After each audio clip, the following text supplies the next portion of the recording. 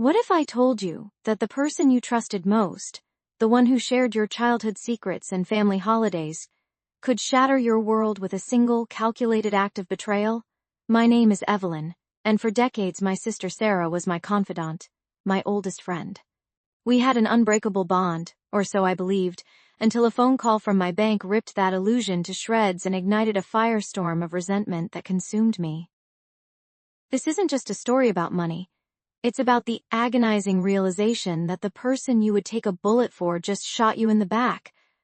Imagine waking up, not to the gentle hum of a new day, but to a chilling notification, a staggering $11,500 gone from your savings.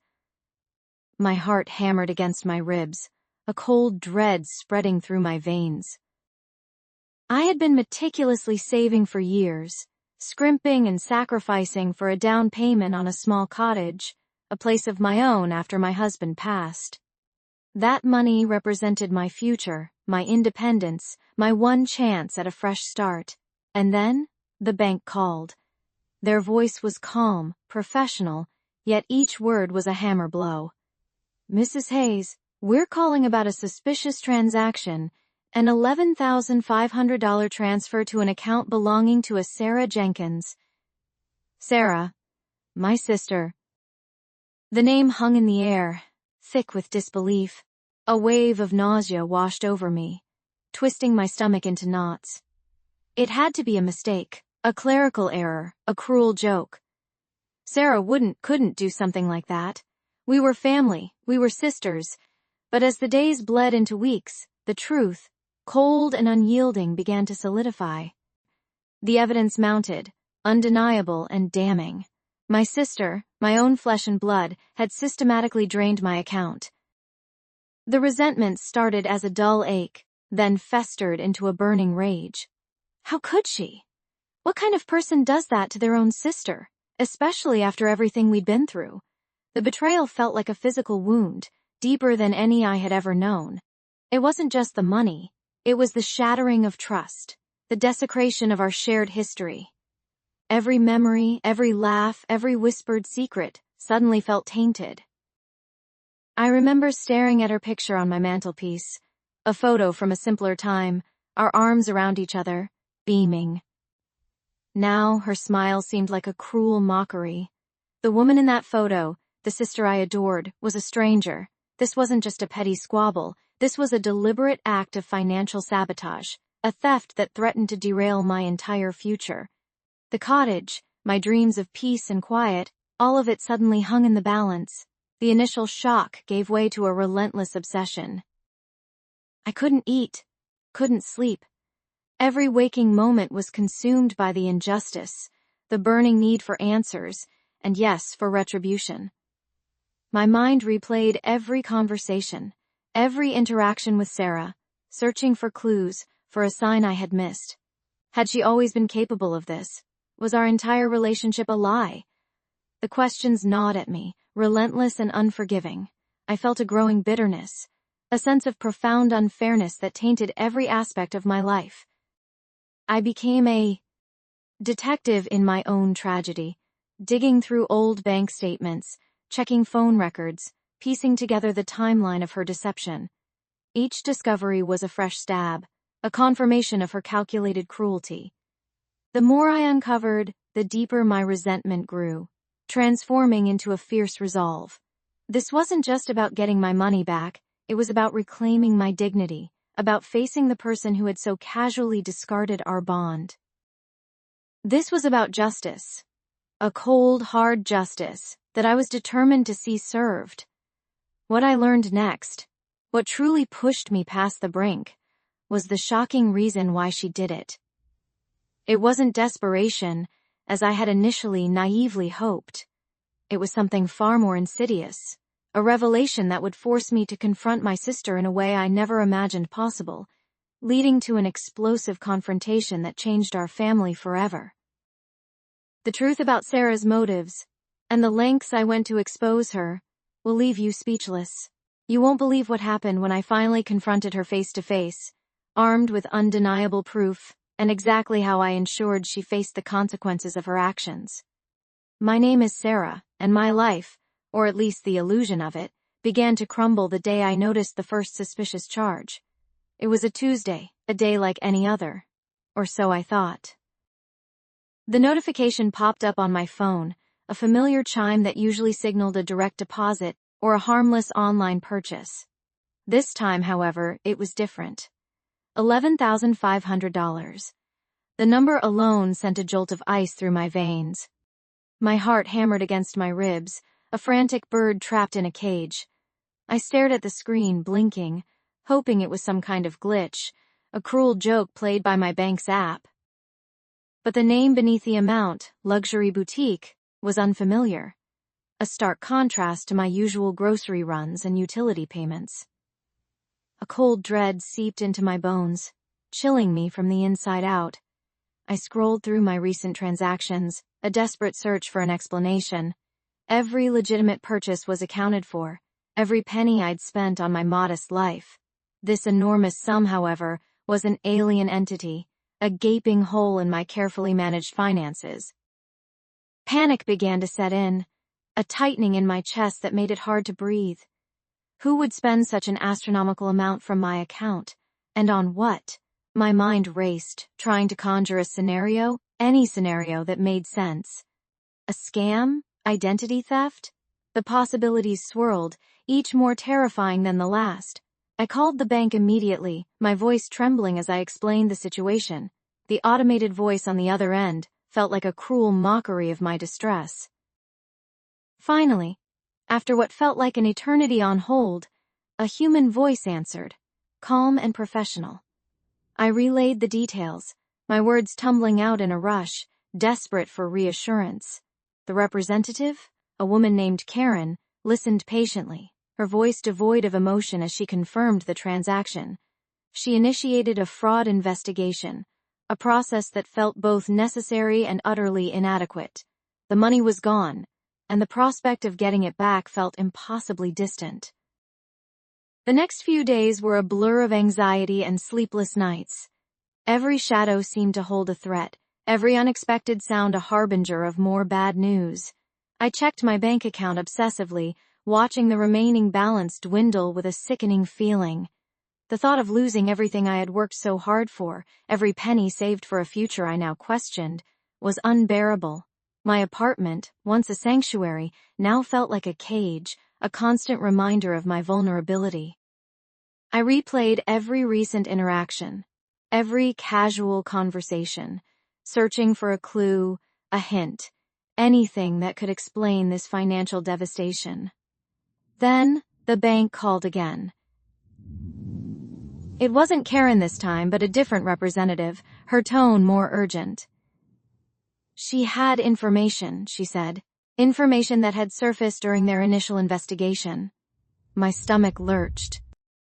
I braced myself for the worst, imagining some elaborate international crime ring, a sophisticated scheme I'd unknowingly fallen victim to. But what she told me was far more shocking, far more personal, and infinitely more devastating.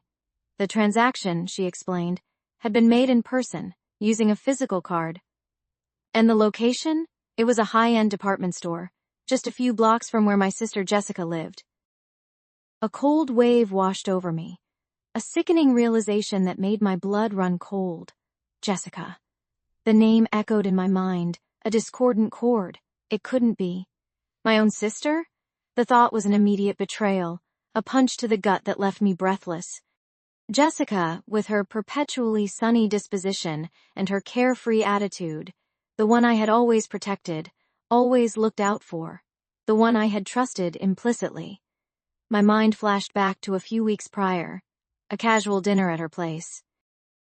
I remembered leaving my purse on the kitchen counter, a fleeting moment of carelessness I now regretted with every fiber of my being. She must have taken my card then. The pieces clicked into place, forming a horrifying mosaic of deception. The phone call ended, but its implications lingered, a poisonous cloud in my mind. The initial panic was replaced by a burning resentment, a raw, visceral anger I had never known. This wasn't some random act of fraud. This was a personal attack, a deep wound inflicted by someone I loved. The betrayal cut deeper than the financial loss.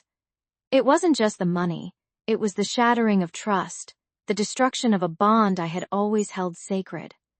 My sister, my own flesh and blood, had stolen from me.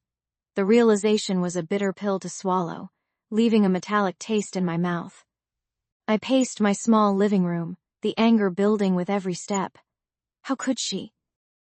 What kind of person does that to their own sister? The questions hammered at me, each one fueling the fire of my rage.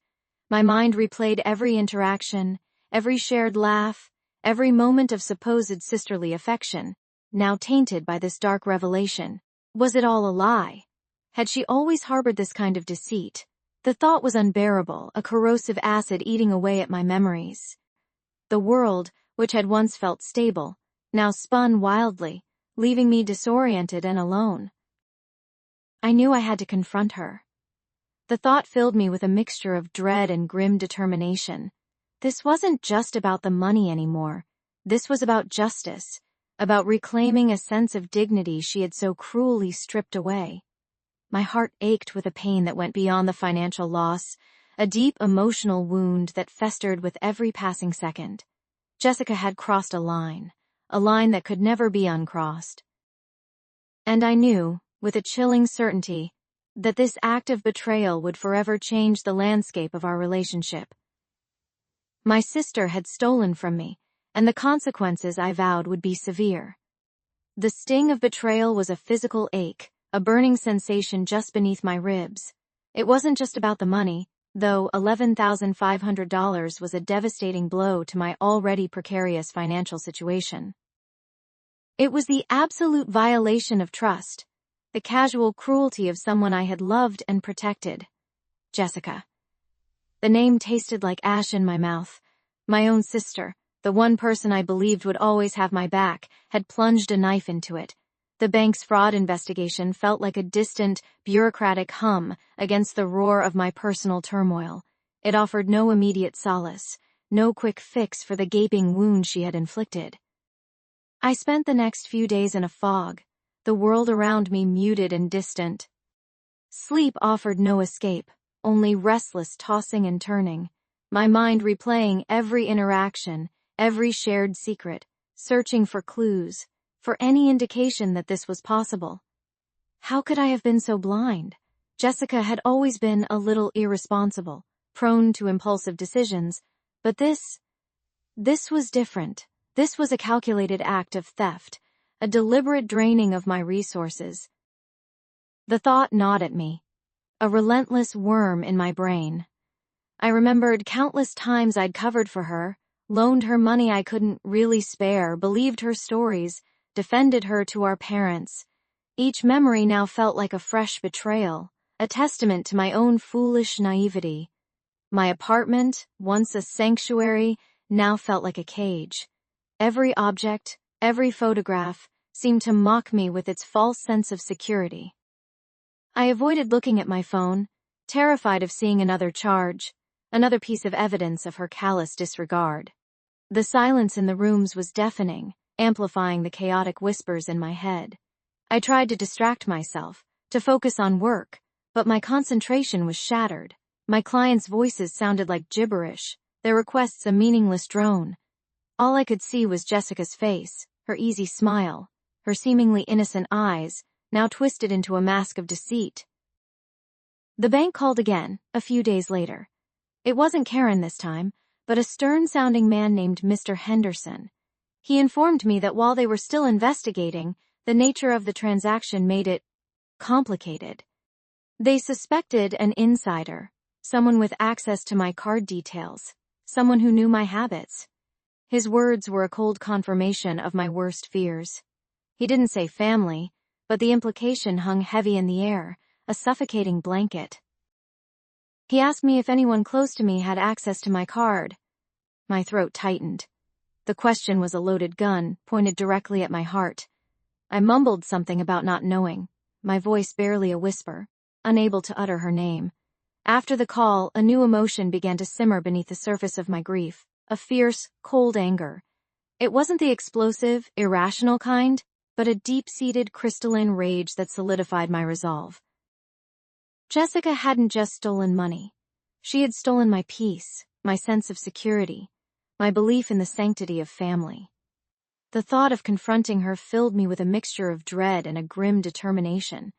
I knew it wouldn't be easy. She would deny it, deflect, probably even try to manipulate me. But the time for turning a blind eye, for making excuses, was over. I started meticulously gathering every piece of evidence I could find.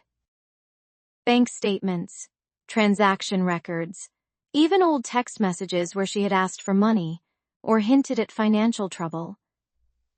Each document was a brick in the wall I was building around my heart, a fortification against her inevitable pleas and crocodile tears. This wasn't about getting the money back anymore. Not entirely. It was about something far more profound. It was about holding her accountable, about forcing her to face the consequences of her actions. The resentment had festered, and now it was hardening into a steel-like resolve. I would not let her get away with this, not this time. My sister Jessica would learn that some lines, once crossed, could never be uncrossed. The bank's fraud investigation began, a slow, methodical process that felt agonizingly detached from the raw, burning anger festering inside me. Days blurred into a week, then two, each one bringing fresh waves of frustration. I'd call, only to be met with polite assurances that the case was under review, that they were working diligently.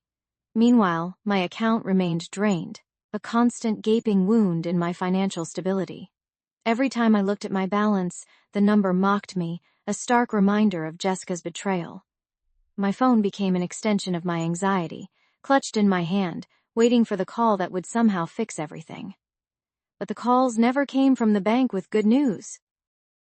Instead, they were from creditors, automated messages about upcoming bills I couldn't pay, reminders of the life Jessica had so casually dismantled. The carefully constructed illusion of my independence, my hard-won financial security, was shattering around me. I started skipping meals, not out of choice but necessity. The thought of spending even $1 felt like a monumental transgression, a further surrender to the void Jessica had created. I found myself replaying every interaction with her, searching for clues, for any hint of the darkness that lay beneath her seemingly charming exterior. I remembered her asking about my new debit card, feigning concern when I mentioned a minor issue with the old one. I recalled her borrowing my wallet for a moment to find a pen that wasn't there.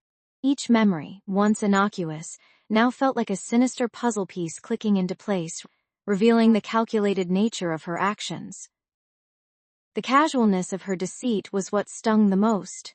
The way she had smiled at me, embraced me, all while plotting to steal my future. One afternoon, a letter arrived from the bank, thick and official. My hands trembled as I tore it open, my heart pounding a frantic rhythm against my ribs. It wasn't good news. The letter stated that while they acknowledged the fraudulent activity, due to certain security protocols and lack of immediate reporting on my part, a blatant lie, I had called them immediately, they could only recover a fraction of the stolen amount.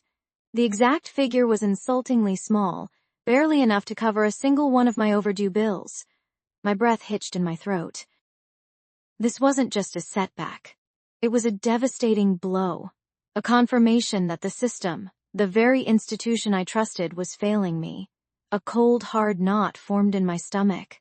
It wasn't just about the money anymore. It was about the injustice, the blatant disregard for my distress. It was about Jessica getting away with it, her crime rubber-stamped by bureaucratic jargon. The initial shock gave way to a white-hot rage, a primal scream trapped in my chest. I wanted to smash something, to tear the letter into a million pieces, to unleash the fury that had been simmering for weeks. But I didn't. Instead, a new kind of resolve hardened within me. If the bank wouldn't deliver justice, then I would find another way. My focus narrowed, sharpening into a single burning point: Jessica, my sister. The one person who should have been my ally, my confidant, had become my tormentor. The thought of confronting her directly filled me with a sickening mix of dread and exhilaration.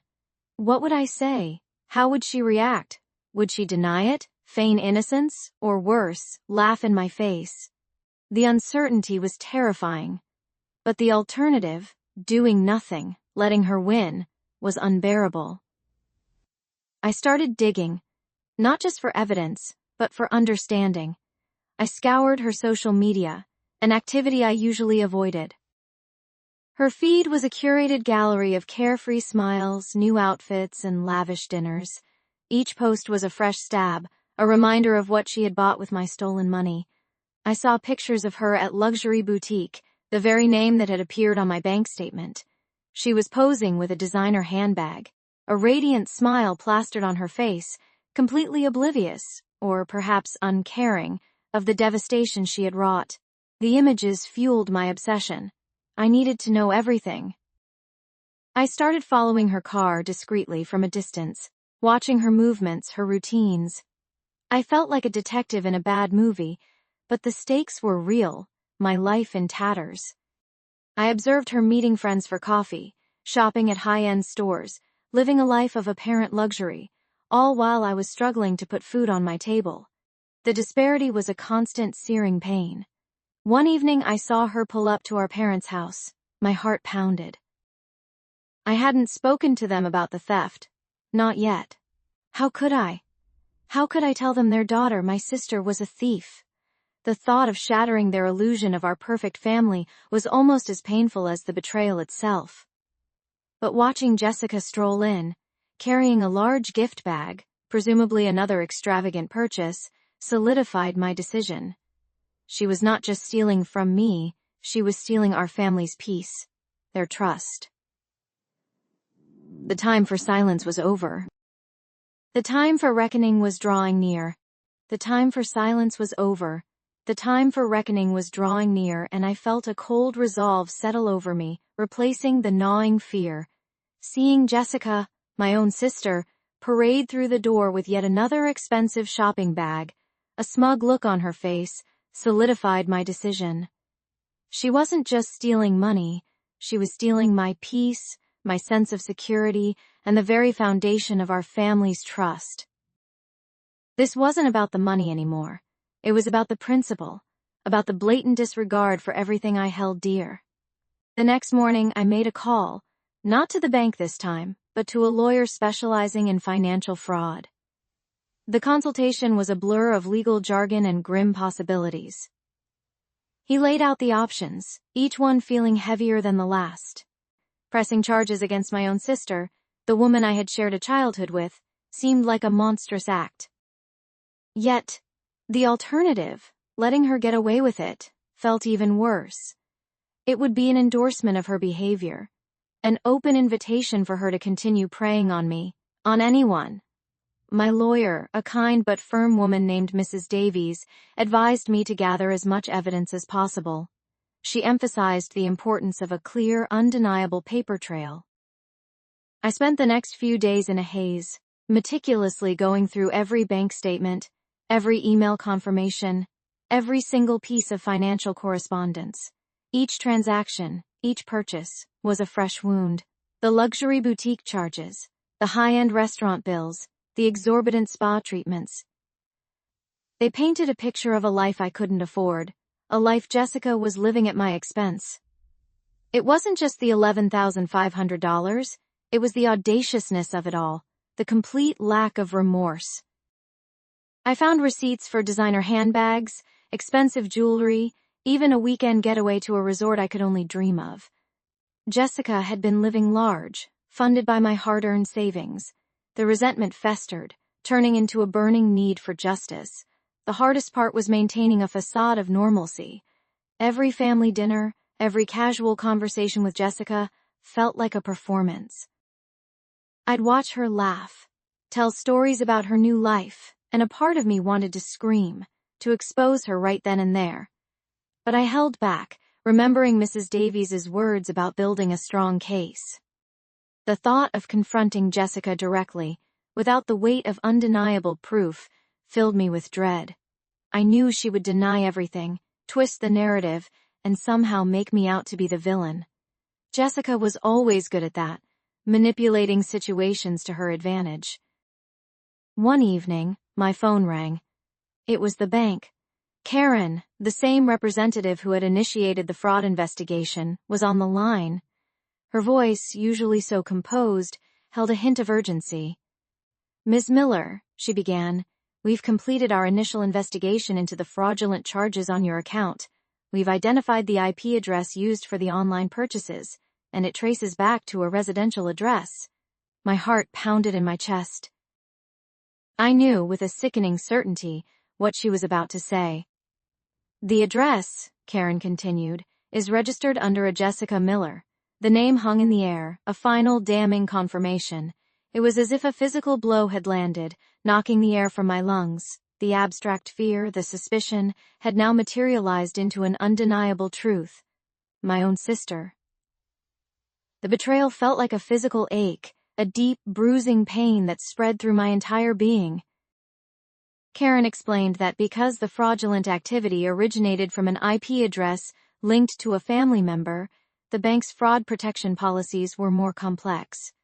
This wasn't a simple case of identity theft by a stranger. This was an insider job, a breach of trust within the family. They needed my explicit consent to proceed with legal action against Jessica, or they would be limited in their ability to recover the funds. The weight of that decision pressed down on me, heavy and suffocating. This was it. The moment of truth. I could choose to protect Jessica, to sweep her crime under the rug and likely lose my money forever. Or I could pursue justice, knowing it would shatter our family, possibly beyond repair. The image of Jessica's smiling face, superimposed over the endless list of her extravagant purchases, flashed in my mind. The resentment surged, overriding the lingering affection I still held for my sister. She had made her choice when she stole from me. Now it was my turn. "Proceed," I heard myself say, my voice surprisingly steady.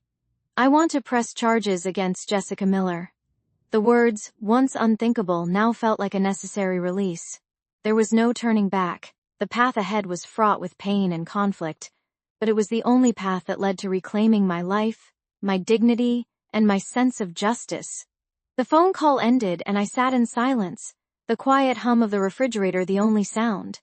The reckoning was no longer drawing near, it had arrived. And I was ready. The phone rang, a jarring sound that sliced through the suffocating silence of my apartment. My heart leaped into my throat, a frantic drumbeat against my ribs. It was an unfamiliar number, a blocked ID, yet I knew. This was it. This was the moment I had been steeling myself for, the culmination of weeks of agonizing anticipation. My hand trembled as I reached for the receiver, each second stretching into an eternity. I took a deep, shaky breath, trying to steady my nerves, to project an air of calm I didn't feel. "Hello?" My voice came out surprisingly steady, a testament to the emotional armor I had painstakingly constructed. A voice, cold and clipped, responded. "Jessica, this is Detective Miller. We have your sister, Sarah, in custody. She's been charged with grand larceny." The words hit me like a physical blow, yet a strange sense of vindication washed over me. It was real. The wheels of justice, slow and often frustrating, had finally begun to turn. There was no joy in this, only a profound, aching sadness. This wasn't a victory dance. It was the mournful tolling of a bell, marking the end of something that had been broken for a very long time. "Thank you, Detective," I managed, my voice barely a whisper. "What happens now?" He explained the process, the booking, the arraignment, the possibility of bail. Each legal term was a fresh stab, a reminder of the chasm that had opened between my sister and me. He asked if I wanted to press charges, a question that felt both rhetorical and deeply personal. My initial impulse, fueled by raw hurt and betrayal, had been an unequivocal yes, but now, faced with the stark reality of her arrest, a flicker of doubt, a ghost of our shared past, tugged at my resolve. "Yes," I said, the word heavy with resignation. "I want to press charges." After the call, the silence returned, but it was different now. It was no longer a suffocating blanket, but a vast empty space where echoes of our childhood played. I remembered Sarah, not as the deceitful woman who had stolen from me, but as the mischievous little girl who would sneak cookies from the jar and blame it on the cat. I remembered the fierce loyalty she once showed, the way she would defend me against bullies, her small fists balled in defiance. Where had that Sarah gone? When had the light in her eyes dimmed, replaced by this desperate, grasping darkness? The phone rang again, this time a number I recognized. It was my mother. I braced myself. This conversation would be far more difficult than the one with the detective. "Jessica, what have you done?" Her voice was shrill, laced with a familiar blend of anger and despair. "They called me. They said Sarah was arrested. Is this true?" "Yes, Mom, it's true," I said, my voice flat. There was no point in softening the blow. "She stole from me. A lot of money. But she's your sister. How could you do this to her?" The accusation stung, a familiar pattern of blame that had always fallen on me. "How could she do this to me?" I countered, my voice rising, the long-suppressed anger finally breaking through. "She took my savings, Mom. Everything I had worked for. What was I supposed to do? Let her get away with it?" The conversation devolved into a painful argument, a rehashing of old wounds and long-held grievances. My mother, in her desperation to protect her youngest, painted me as the heartless one, the unforgiving sister. She pleaded, she cried, she even threatened to cut me off. But I stood firm. This time, I wouldn't back down. This wasn't about familial loyalty, it was about self-preservation, about drawing a line in the sand that should have been drawn years ago. "I'm sorry, Mom," I said, my voice trembling with emotion. "But I can't. I just can't." I hung up the receiver feeling impossibly heavy in my hand. The weight of her disapproval, of her perceived betrayal settled over me like a shroud. This was the cost, I realized. Justice, in this case, came with a heavy price, tearing apart the already fragile threads of my family. Days turned into weeks. The legal process moved at a glacial pace, a frustrating dance of paperwork and court dates. I had to provide statements, gather evidence, relive the painful details of Sarah's deception over and over again. Each time, a fresh wave of hurt washed over me, but also a renewed sense of purpose. I was doing this not just for myself, but for the principle of it, for the quiet voice inside me that demanded accountability. Then came the day of the arraignment. I sat in the sterile courtroom, the air thick with tension and the hushed whispers of strangers. When Sarah was led in, handcuffed and clad in an orange jumpsuit, my breath caught in my throat.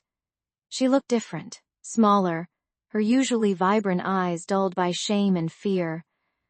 For a fleeting moment, a wave of pity, a pang of the old sisterly love, threatened to engulf me.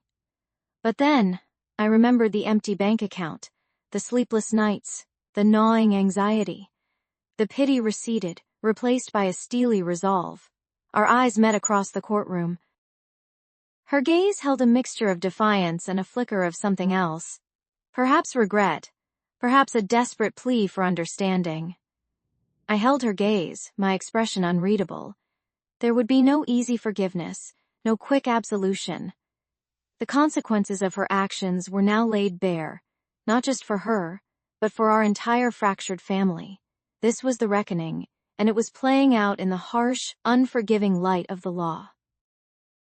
The judge's voice droned on, outlining the charges, the pleas, the next steps. I listened, my mind a whirlwind of emotions, but underneath it all, a quiet strength was beginning to bloom. I had faced the monster, and I had not flinched. The verdict came down like a guillotine, swift and final. Jessica, my own sister, stood there, her face a mask of disbelief as the judge pronounced the sentence. $11,500, restitution to be paid in full, and a substantial period of probation. The courtroom, which had felt so suffocating just moments before, suddenly seemed to expand, letting in a breath of fresh, albeit cold, air. I watched her, not with triumph, but with a profound sense of sorrow. This wasn't the victory I had imagined, not the sweet revenge I'd sometimes fantasized about in my darkest hours. It was simply an end. Walking out of the courthouse, the afternoon sun felt strangely muted. The world hadn't stopped, the birds still sang, cars still honked, but my internal landscape had irrevocably shifted. My mother, who had sat stony-faced through the entire proceeding, turned to me, her eyes red-rimmed. "Jessica," she whispered, her voice thick with pain. It was the first time she had acknowledged me directly since the initial confrontation, the first time she hadn't looked through me as if I were a ghost. The simple use of my name, after so much silence and accusation, felt like a small, fragile bridge being extended across a chasm. I didn't respond immediately. The weight of everything, the betrayal, the fight, the agonizing process pressed down on me. I had wanted justice, and in a legal sense, I had received it. But the emotional cost was immeasurable. My family was shattered, perhaps beyond repair. My sister, the person I had once shared secrets and laughter with, was now a convicted criminal, and I, Jessica, was the one who had put her there. The bittersweet taste of this closure was almost overwhelming. Days turned into weeks. The bank account was eventually replenished, the fraudulent charges reversed. The money was back, but the sense of security, the naive trust I once held, was gone forever. I found myself checking my accounts with an almost obsessive frequency, a habit born of fear. The world now seemed a more dangerous place, filled with hidden pitfalls and unexpected betrayals, even from those closest to you. Yet there was also a newfound resilience. I had navigated this treacherous terrain alone, and I had survived. One afternoon, a letter arrived. It was from Jessica. My hands trembled as I opened it, half expecting a tirade, another accusation. Instead, it was short, scrawled, and surprisingly devoid of venom. She admitted her guilt, expressed a vague remorse, and spoke of the shame she felt. There was no apology to me, not explicitly, but the acknowledgement of her actions felt like a step, however small, towards some semblance of reality. It wasn't the tearful, heartfelt confession I might have once dreamed of, but it was something. It was a crack in the wall she had built around herself. I didn't reply. There was nothing left to say. The legal system had spoken, and now it was time for me to speak to myself. I started therapy, something I had resisted for years, believing I could handle everything on my own. It was a space where I could unpack the layers of anger, hurt, and confusion without judgment. I talked about my childhood, the subtle favoritism, the underlying current of competition, the moments I felt invisible. I began to understand that Jessica's actions, while inexcusable, were perhaps rooted in a deeper insecurity, a desperate attempt to feel seen, to feel important. Understanding, however, didn't equate to forgiveness, not yet. The physical distance from my family also became a mental one. I changed my phone number not to cut them off entirely, but to create a boundary, a necessary shield. My mother tried to reach out, sometimes with guilt, sometimes with thinly veiled attempts to reconcile Jessica and me, but I held firm. My healing, my peace, had to come first. This wasn't about punishing Jessica anymore, it was about protecting Jessica, myself. Life began to slowly rebuild itself. I reconnected with old friends who had patiently waited on the sidelines. I focused on my work, finding solace in productivity and purpose. I even started saving again. Not with the same naive optimism, but with a quiet determination. The wound was still there, a faint scar on my psyche, but it no longer bled. It was a reminder of what I had endured, and more importantly, what I had overcome. One day, months later, I saw Jessica in a grocery store. Our eyes met across the produce aisle. For a moment, the old pain, the anger, the betrayal, flared. But then, something else surfaced, a profound sense of detachment. She looked smaller, her shoulders hunched, her gaze avoiding mine. I felt no urge to confront her, no desire for a scene. The fire that had once burned so fiercely had dwindled to embers. I simply nodded, a curt, almost imperceptible acknowledgement, and pushed my cart past her. It wasn't forgiveness in the traditional sense. It was acceptance. Acceptance of what had happened, acceptance of who she was, and acceptance of who I had become. The girl who had discovered that devastating charge on her card was gone. In her place stood a stronger, more resilient woman, forged in the crucible of betrayal and legal battles. I had faced the monster, and I had not flinched, and in the end I had found my own version of justice, not just in the courtroom but within myself. The road ahead was still uncertain, but for the first time in a long time I felt ready to walk it, alone but whole. The silence in the courtroom was deafening, a thick blanket woven from anticipation and dread. My heart hammered against my ribs, a frantic drumbeat echoing the final moments of a very long, very painful symphony. Across the aisle, Sarah sat, her face a mask of carefully constructed indifference, but I saw the flicker of fear in her eyes when the jury foreman stood. This wasn't just about money anymore, it was about the years of manipulation, the broken trust, the insidious way she had chipped away at my sense of worth. This was about finally reclaiming a piece of myself she had tried to steal. The foreman's voice, clear and steady, cut through the tension. We, the jury, find the defendant, Sarah Miller, guilty on all counts of fraud and grand larceny. A collective gasp rippled through the gallery. Sarah's carefully maintained composure shattered. Her jaw dropped, her eyes wide with a disbelief that bordered on comical, if the situation hadn't been so utterly heartbreaking. She looked at me then, a raw, venomous hatred twisting her features. For a fleeting second, I saw the little girl who used to braid my hair, the sister who once shared all my secrets. But that image quickly dissolved, replaced by the woman who had systematically plundered my life savings, leaving me adrift. The judge's gavel struck, a sharp, decisive sound that marked the end of an era. Sarah was led away, her protests and pleas quickly fading into the background noise of the courthouse. I felt a strange mixture of relief and emptiness. The obsession that had consumed me for months, the relentless pursuit of justice, had finally reached its crescendo. Yet the victory felt hollow, tainted by the irreversible damage done to my family.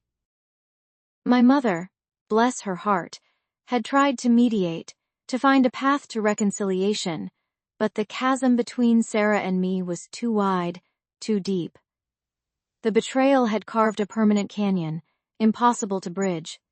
Leaving the courthouse, the crisp autumn air felt different, cleaner somehow. The weight I had carried for so long, the suffocating burden of Sarah's deceit, had finally lifted. I wasn't dancing in the streets, nor was I gloating. There was no triumphant yell, no fist pump in the air. Instead, a quiet calm settled over me, a peace I hadn't known in years. The money, a significant sum, would eventually be recovered through restitution. But the true prize was the restoration of my own integrity, the validation of my gut feeling that something was terribly wrong. Weeks later, a letter arrived. It was from Sarah, written from prison. The words were a jumbled mess of anger, self-pity, and a twisted attempt at apology, blaming everyone but herself. She still couldn't see the harm she had inflicted, the trust she had shattered, the sister she had lost. Reading it, I felt no anger, no satisfaction, only a profound sadness for the person she had become. The girl I remembered was long gone, replaced by a stranger I barely recognized. My own journey through this ordeal had changed me profoundly. I was no longer the naive, trusting person who believed in the inherent goodness of everyone, especially family. I had learned to set boundaries, to protect myself, and to trust my instincts. It was a painful education, but a necessary one. The experience had forged a resilience within me I never knew I possessed. I started a new savings account, meticulously tracking every dollar, every transaction. The bank manager, a kind woman named Ms. Jenkins, had become an unexpected confidant, offering advice and support. Life slowly began to rebuild itself. The financial strain eased, and the emotional wounds, though deep, began to scab over. I found solace in my work, in reconnecting with friends who had stood by me, and in the quiet moments of my own company. The bitterness that had once defined my days gradually receded, replaced by a quiet strength. The scars remained, a permanent reminder of a painful chapter, but they no longer dictated my story. I had faced the ultimate betrayal, confronted it head-on, and emerged, not unscathed but undeniably stronger. And that, in itself, was a victory worth every single tear.